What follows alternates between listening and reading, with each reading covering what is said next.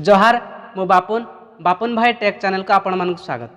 सांग मैंने आज भिडियो मुझे आपण मानक कहबी आपण केमिति व्हाट्सएप रे फॉन्ट चेंज करेंगे आउ सेटा भी बिना आप रे। तो वीडियोटा बहुत इंटरेस्टिंग अच्छी आउ पूरा अलग प्रकार। चलतु वीडियो स्टार्ट करवा विदाउट फेक कंटेंट। सांग मैंने प्रथम आपणकर व्हाट्सएप को ओपन करेंगे। ओपन कलापर कहार भी अकाउंट आप खोलिए। खोलला पर मेसेज बार आप क्लिक करेंगे। क्लिक कलापर देखो कीबोर्ड पड़े आसुच्छे। जदि आप बोल्ड करने चाहूे फॉन्ट को आप बोल्ड करने चाहूे ताहले प्रथम कौन करेंगे ना स्टार रे क्लिक करेंगे। स्टार रे क्लिक कलापर आपणकर जो मेसेज टाइप करिवार थिवो से मेसेज आप टाइप करेंगे।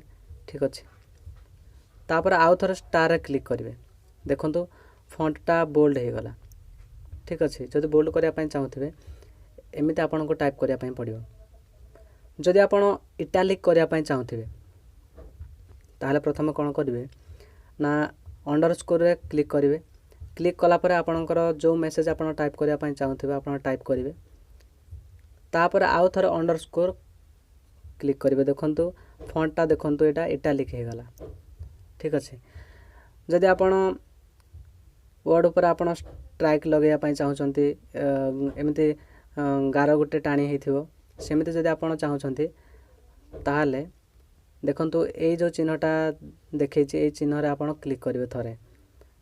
तापर आपणकर मेसेज टाइप करेंगे। टाइप कलापर आउ थोड़े से चिन्ह आप क्लिक करेंगे। क्लिक कलापर देखो वर्ड उपर गोटे गारटा पड़गला ताकू स्ट्राइक कहुए। स्ट्राइक पड़गला। ठीक अच्छे जदि आप लेटर भितर लेटर मझे जदि अधिक स्पेस रखापी चाहते आप ताहले कौन करेंगे एबे जो चिन्हटा आप क्लिक कले तार बाँ साइड रे गोटे आउ गोटे चिन्हटा अच्छी से चिन्ह आप 3 थर क्लिक करेंगे। क्लिक कलापर आपणकर मेसेजटा को टाइप करेंगे। टाइप कलापर से चिन्ह आउ थे आप लास्ट रे आउ 3 थर आपन को क्लिक करने पड़ो। देखु लेटर मझे अधिक स्पेस हो गला तो ये पूरा माने फॉन्टटा ही चेंज हो गला।